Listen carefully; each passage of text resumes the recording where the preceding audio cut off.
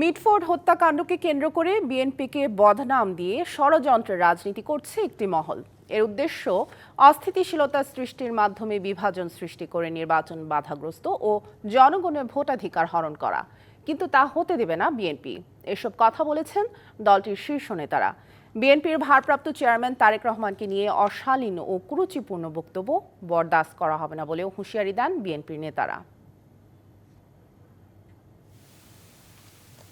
আইনশৃঙ্খলা পরিস্থিতির অবনতি, জনমনে অস্থিরতা সৃষ্টির অপচেষ্টা ও শিক্ষা প্রতিষ্ঠানে শিক্ষার সুষ্ঠু পরিবেশ বিনষ্টের প্রতিবাদে ছাত্রদলের বিক্ষোভ মিছিল সোমবার বেলা ৩টায় নয়াপল্টনে দলের কেন্দ্রীয় কার্যালয়ের সামনে থেকে মিছিলটি শুরু হয়ে শাহবাগ মোড়ে গিয়ে শেষ হয়। এ সময় সংগঠনটির শীর্ষ নেতৃত্ব অভিযোগ করেন, নির্বাচন পেছাতে গুপ্ত সংগঠনের মাধ্যমে পরিকল্পিতভাবে দেশে নৈরাজ্য সৃষ্টি করা হচ্ছে। এসব মব সন্ত্রাসীদের চিহ্নিত করে বিচারের দাবি জানান তারা। এরপর কেন্দ্রীয় কার্যালয়ের সামনে থেকে ঢাকা মহানগর উত্তর ও দক্ষিণ বিএনপি আয়োজিত বিক্ষোভ কর্মসূচিতে অংশ নেন কেন্দ্রীয় নেতারা। এ সময় তারেক রহমানকে নিয়ে কিছু রাজনৈতিক দলের অশালীন বক্তব্যের তীব্র সমালোচনা করেন মির্জা আব্বাস। বলেন, মিটফোর্ড হত্যাকাণ্ড নিয়ে রাজনীতি করে ফায়দা লুটার চেষ্টায় একটি মহল। ঘটনা ঘটলো কি আর এর থেকে ফায়দা লুটার চেষ্টা করতেছে কারা, এটা একটু আপনাদের ভাবতে হবে। এই ঘটনাটি ঘটবে, ভিডিও করবে, যেই দেশের সামনে তুলে ধরবে, জাতির সামনে বিএনপিকে মাথা নত করতে বাধ্য করবে, এমন চিন্তা তারা করেছিল। এই ঘটনার সঙ্গে বাস্তবের এবং সত্যিকারের বিএনপির কোনো সম্পর্ক নাই। বিএনপি মহাসচিব বলেন, নির্বাচন ঠেকাতে একটি চক্র দেশকে অস্থিতিশীল করার চেষ্টা করছে। মানুষের মধ্যে একটা আশার সঞ্চার হয়েছে যে অতি দ্রুত একটি গ্রহণযোগ্য নির্বাচনের মধ্য দিয়ে বাংলাদেশের মানুষ আবার তাদের অধিকার ভোটাধিকার প্রয়োগ করতে পারবে।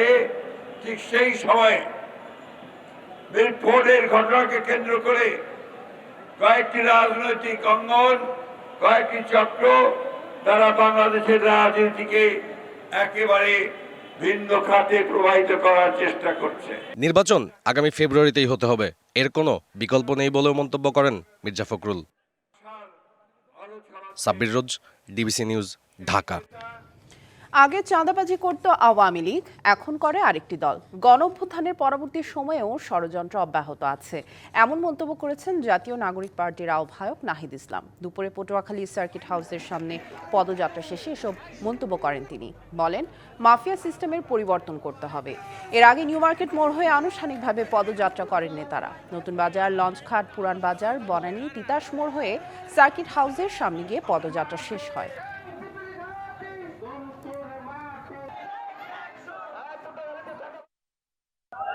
বিএনপি এখন চাঁদাবাজদের দল তৈরি হয়েছে, সন্ত্রাসদের দল তৈরি হয়েছে, মুজিববাদের নতুন পাহারাদার হিসেবে আবির্ভূত হয়েছে। ফলে চাঁদাবাজ এবং মুজিববাদের নতুন পাহারাদার এসেছে। সেই পাহারাদারকেও আপনাদেরকে প্রতিহত করতে হবে, তাদের বিরুদ্ধে সংগ্রাম করতে হবে। রাজধানীর চানখারপুলে ১০ম শ্রেণীর শিক্ষার্থী আনাস সহ ৬ জনকে হত্যার সুনির্দিষ্ট অভিযোগে সাবেক ডিএমপি কমিশনার হাবিবুর রহমান সহ ৮ জনের বিরুদ্ধে অভিযোগ গঠন করেছে ট্রাইব্যুনাল। আদেশে ১০ই আগস্ট রাষ্ট্রপক্ষের সূচনা বক্তব্য এবং ১১ই আগস্ট সাক্ষ্য গ্রহণের দিন ধার্য করা হয়। এর ফলে জুলাই গণঅভ্যুত্থানের ঘটনায় করা দ্বিতীয় মামলার আনুষ্ঠানিক বিচার শুরু হলো।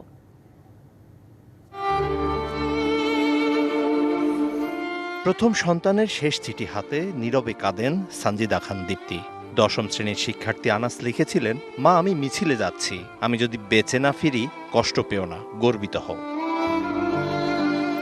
আসলেই আর মায়ের কাছে ফেরা হয়নি আনাসের। ৫ই আগস্ট শেখ হাসিনা সরকারের পতনের কয়েক ঘন্টা আগে রাজধানীর চানখারপুলে পুলিশের গুলিতে নিহত হয় মায়ের চোখের মণি। আনাসের সঙ্গে সেদিন প্রাণ হারায় জুনায়েদ, রাকিব হাওলাদার সহ ৬ জন। সেই হত্যা মামলায় ঢাকার সাবেক পুলিশ কমিশনার হাবিবুর রহমান হাবিব, সাবেক যুগ্ম কমিশনার সুদীপ কুমার চক্রবর্তী সহ মোট ৮ জনের বিচার শুরুর আদেশ দিল আন্তর্জাতিক অপরাধ ট্রাইব্যুনাল। দুই পক্ষকে শুনানি অন্তে আজকে আন্তর্জাতিক অপরাধ ট্রাইব্যুনাল ১ এই ৮ জন আসামির বিরুদ্ধে আনুষ্ঠানিকভাবে অভিযোগ গঠন করেছেন। অভিযোগটা হচ্ছে ৫ই আগস্ট ২০২৪ সালে ঢাকা মহানগরীর চানখারপুর এলাকায় মানবতা বিরোধী অপরাধ সংগঠনের মাধ্যমে ৬ জন তরুণকে গুলি করে হত্যা করা। ১১ই আগস্ট থেকে এই মামলার আনুষ্ঠানিক সাক্ষ্য গ্রহণ শুরু হবে এবং সেই দিন প্রথম সাক্ষ্য গ্রহণ অনুষ্ঠিত হবে। অবশ্য অভিযোগ অস্বীকার করে ন্যায় বিচারের প্রার্থনা করেছে আসামিপক্ষ। আজকে আদেশে আমরা সন্তুষ্ট নয়। আমরা ট্রায়ালে এটা প্রমাণপূর্ব আমার পক্ষের আমার আসামিদের নির্দোষিতা। যেহেতু চার্জ ফ্রেম হয়েছে, আমরা পরবর্তীতে ট্রায়াল ফেস করব। বাংলাদেশের কোনো ইন্সপেক্টরই কখনো কমান্ডিং অফিসার হতে পারে না যেখানে এডিসি এবং এসি উপস্থিত থাকে। এদিকে সাবেক সেনা কর্মকর্তা জিয়াউল আহসানের বিরুদ্ধে করা গুমের মামলার সূত্র ধরে নারায়ণগঞ্জে 7 খুনের দায়ে মৃত্যুদণ্ডপ্রাপ্ত সাবেক র্যাব কর্মকর্তা তারেক সাইদ, মাসুদ রানা, আরিফ হোসেনকে কারাগারে জিজ্ঞাসাবাদের অনুমতি দিয়েছে ট্রাইব্যুনাল। যেহেতু তারা আমাদের এখানে যে বিচার্য মামলাগুলো আছে সেই মামলার ঘটনার বিষয়ে তারা জানেন, আন্তর্জাতিক অপরাধ ট্রাইব্যুনালের দায়িত্ব হচ্ছে তাদের জিজ্ঞাসাবাদ করা। একই সঙ্গে কল্যাণপুর জাহাজবাড়ি হত্যা মামলার তদন্তে রাষ্ট্রপক্ষকে আরও 2 মাস সময় দেওয়া হয়েছে। Mizan Ahmed, DBC news, Dhaka. নারীকে যথাযথ সম্মান না দিয়ে দমিয়ে রাখলে পিছিয়ে যাবে রাষ্ট্র, এমন মন্তব্য করেছেন জাতীয় ঐকমত্য কমিশনের সহ সভাপতি ডক্টর আলী রিয়াজ।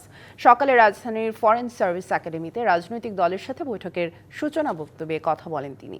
বৈঠকে বিএনপি, জামায়াত ও এনসিপি সহ বিভিন্ন রাজনৈতিক দলের প্রতিনিধিরা অংশ নিয়েছেন। ধারাবাহিক বৈঠকে আজ আলোচনা হয়েছে সংসদে নারীর আসন, ক্ষমতায়ন ও দ্বিকক্ষ বিশিষ্ট সংসদ নিয়ে।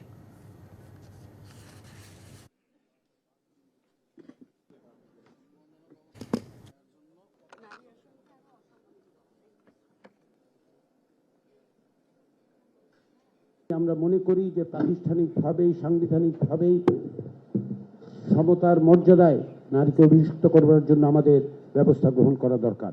সংসদে নারীদের প্রতিনিধিত্ব বিষয়ে আলোচনা করব, কিন্তু আমাদের সকলেই মনে রাখা দরকার এই দিনটির ইতিহাস হচ্ছে এই যে সকলের প্রতিরোধের মুখে ফ্যাসিবাদী শাসকদেরকে ক্রমাগতভাবে পশ্চাদপসরণ করতে হয়েছে। অন্তর্বর্তী সরকারের আমলেই হবে জুলাই হত্যাকাণ্ডের বিচার। 5 আগস্টের মধ্যে দেয়া হবে সব মামলার অভিযোগপত্র। বিকেলে নারায়ণগঞ্জে জুলাই অভ্যুত্থানের শহীদদের স্মরণে স্মৃতিস্তম্ভ উদ্বোধন করে এসব কথা বলেন আইন উপদেষ্টা ডক্টর আসিফ নজরুল। এদিকে সংস্কৃতি উপদেষ্টা জানান, 4 আগস্টের মধ্যে সারা দেশে জুলাই স্মৃতিস্তম্ভ নির্মাণ কাজ শেষ হবে।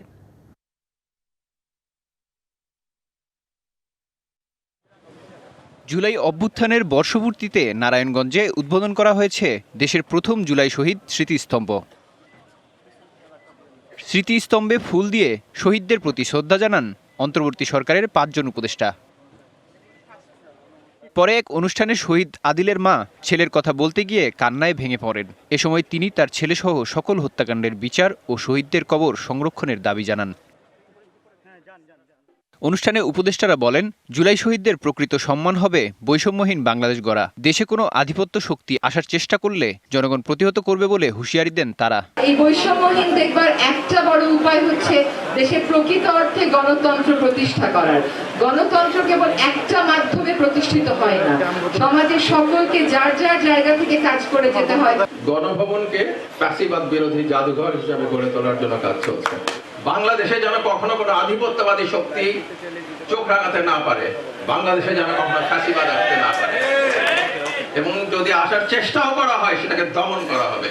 এ সময় অন্তর্বর্তী সরকারের আমলেই জুলাই গণহত্যার বিচার শেষ করার ঘোষণা দেন আইন উপদেষ্টা। যেখানে কোনো শাসক এসে অপশাসকে পরিণত হবে না, যেখানে প্রকৃত গণতন্ত্র থাকবে। আমাদের ঐক্য ধরে রাখতে পারলে অবশ্যই আমরা সেই কাঙ্ক্ষিত লক্ষ্যে পৌঁছাতে পারবো। এদিকে দুপুরে গণভবনে এক সংবাদ সম্মেলনে সংস্কৃতি বিষয়ক উপদেষ্টা মুস্তফা সরোয়ার ফারুকী জানান, 4 আগস্টের মধ্যে সব স্মৃতিস্তম্ভ নির্মাণ কাজ শেষ হবে। দেশের 64টা জেলায় জুলাই স্মৃতিস্তম্ভ স্থাপন করা হবে। এটা স্থাপনের কাজ আজকে থেকে শুরু হলো নারায়ণগঞ্জের মধ্য দিয়ে।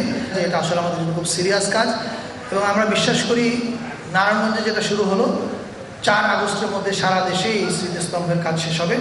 এছাড়াও জুলাই আন্দোলনে অংশ নেয়া প্রতিটি নারীর অবদান ও নাম তালিকাভুক্ত করবে সরকার। DBC news desk. যুক্তরাষ্ট্রের বাজারে শূন্য শুল্ক সুবিধা পাওয়ার প্রত্যাশার কথা জানালেন বাণিজ্য উপদেষ্টা শেখ বশিরউদ্দিন। যুক্তরাষ্ট্র সফর শেষে বিকেলে সচিবালয়ে আয়োজিত সংবাদ সম্মেলনে তিনি জানান, বাংলাদেশের ওপর চাপিয়ে দেয়া বাড়তি শুল্ক প্রত্যাহারের বিষয়ে মার্কিন প্রশাসনের কাছে নিজেদের যৌক্তিকতা তুলে ধরতে সমর্থ হয়েছে সরকার।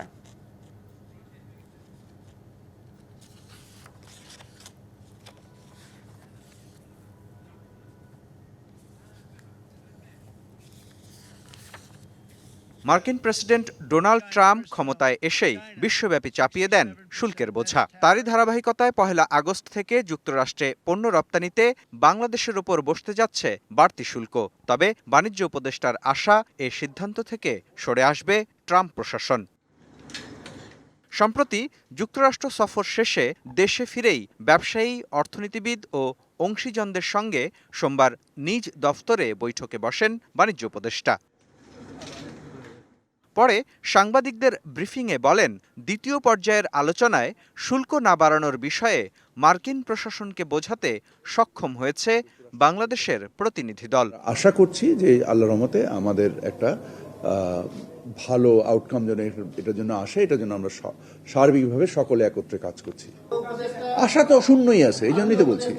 এ ইস্যুতে আগামী সপ্তাহেই আবারও মার্কিন প্রশাসনের সঙ্গে বৈঠকে বসার পরিকল্পনার কথাও জানানো হয় ব্রিফিংয়ে। খুব বড় একটা অভিজ্ঞতার কথা বিবেচনা করে আমরা যথেষ্ট জড়িত থেকে কাজটা সম্পন্ন করার চেষ্টা করছি এবং পরবর্তী নেগোসিয়েশনের জন্য তারা সময় দিলে আমরা আবার সেখানে নেগোসিয়েশন সম্পন্ন করতে যাব বলে আশা রাখি। এ সময় বাণিজ্য দর কষাকষিতে দুই দেশের আলোচনার বিষয় সম্পর্কে সাংবাদিকরা জানতে চাইলে অতি গোপনীয়তা চুক্তির কথা স্মরণ করিয়ে দেন বাণিজ্য উপদেষ্টা। আপনি একটা প্রতিশ্রুতি বা প্রতিজ্ঞা করছেন যে এই বিষয়ে আপনি কথা বলবেন না। আপনি কি চান যে আপনার দেশ সেই চুক্তি ভঙ্গ করুক?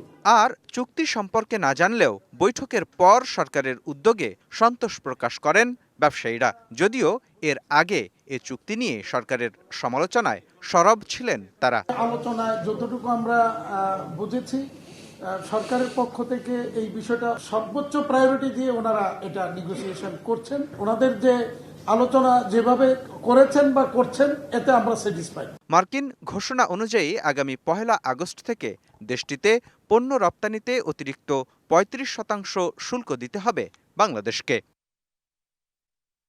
মুস্তফা মাহবুব, ডিবিসি নিউজ, ঢাকা। গভীর বন্ধুত্ব থেকে চরম শত্রুতা মার্কিন প্রেসিডেন্ট ডোনাল্ড ট্রাম্পের জন্য নতুন কিছু নয়। ইলন মাস্কের সাথে দীর্ঘদিনের বন্ধুত্বের ইতি টেনে পরস্পরের শত্রুতে পরিণত হয়েছেন। এবার ইউক্রেনকে আকাশ প্রতিরক্ষা ব্যবস্থা দেওয়ার ঘোষণায় চূড়ান্ত টানাপোড়েনের মধ্য দিয়ে যাচ্ছে রুশ প্রেসিডেন্ট ও ট্রাম্পের মধ্যে সম্পর্ক। প্রশ্ন উঠছে, এবারও কি ট্রাম্পের একই পরিণতি হচ্ছে রুশ প্রেসিডেন্ট ভ্লাদিমির পুতিনের সাথে? হোয়াইট হাউস ও ক্রেমলিনের মধ্যকার দৃঢ় বন্ধুত্বের মধ্যে এখন যেন বইছে শীতল বাতাস। বিশ্বের ক্ষমতাধর দুই রাষ্ট্রনেতা মার্কিন প্রেসিডেন্ট ডোনাল্ড ট্রাম্প এবং রুশ প্রেসিডেন্ট ভ্লাদিমির পুতিনের মধ্যে নেই আগের সেই সম্পর্কের উষ্ণতা। মাত্র 1 মাস আগেই পুতিনকে ভদ্র ব্যক্তি বলে প্রশংসায় ভাসানো ট্রাম্পের কণ্ঠে ভিন্ন সুর। হতাশা প্রকাশ করে পুতিনের বিষয়ে ট্রাম্প বলেন, পুতিন খুব সুন্দরভাবে কথা বলেন, তবে রাত হলেই বোমা মারেন।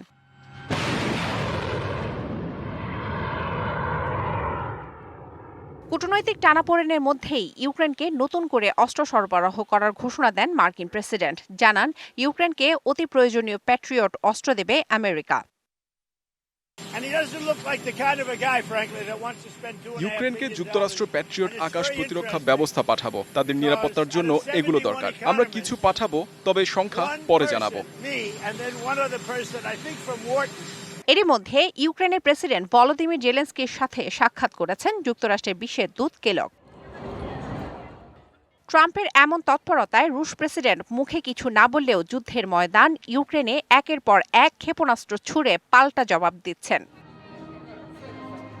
ট্রাম্প ও পুতিনের মধ্যে উত্তেজনা বাড়লে বড় ধরনের কূটনৈতিক সংঘর্ষের সম্ভাবনাও তৈরি হতে পারে। দুই নেতাই দুজনের ক্ষমতা এবং মর্যাদা রক্ষার জন্য কঠিন পদক্ষেপ নিতে পারেন বলে মনে করছেন বিশ্লেষকরা।